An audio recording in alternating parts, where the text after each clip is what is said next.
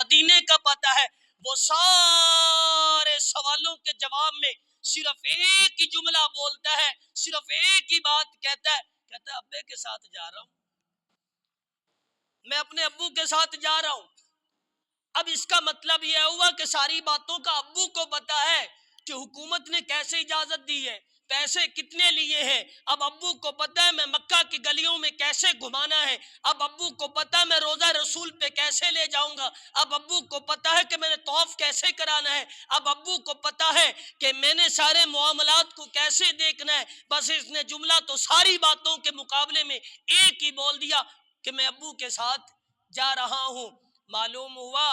کہ اس نے یہ سمجھانا چاہے بچے نے کہ میرا سرپرست میرا ابا ہے، میرا سرپرست میرا ابا ہے۔ تو اگر دنیا کے معاملات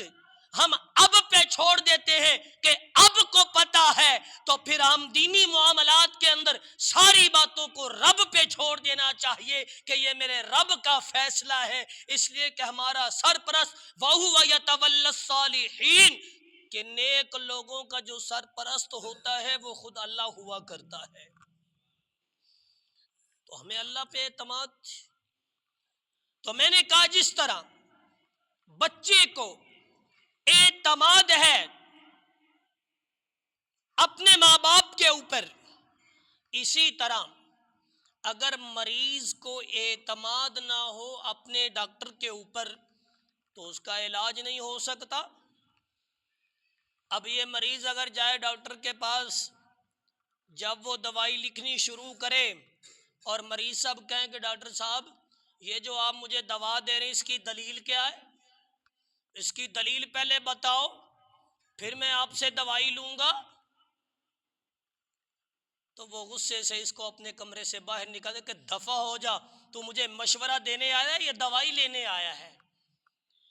اب اس مریض کو اگر ڈاکٹر کے اوپر اعتماد ہے تو یہ دوائی لے سکتا ہے، اگر اس کو اعتماد نہیں تو نہ یہ دوائی لے سکتا ہے، نہ وہ دے گا، نہ اس کی جو مرض ہے اس کا علاج ہوگا۔ تو مریض کو اپنے ڈاکٹر کے اوپر اعتماد کرنا پڑے گا، اور جب یہ اعتماد کرتا ہے پھر دوسروں کو بھی بتاتا ہے کہ یار میرا ڈاکٹر بڑا اچھا ہے، بات بڑے جو ہے حوصلے سے سنتا ہے، بات کو بڑی جو ہے نا دلیل کے ساتھ سنتا ہے، پھر اس کو سمجھتا ہے، پھر مجھے دوائی دیتا ہے۔ تو آجا اگر تجھے تیرے ڈاکٹر پہ اعتماد ہے کہ تیری بات کو بڑے حوصلے سے سنتا ہے اور بڑی تفصیل سے تو سناتا ہے، تو پھر یاد رکھ اپنے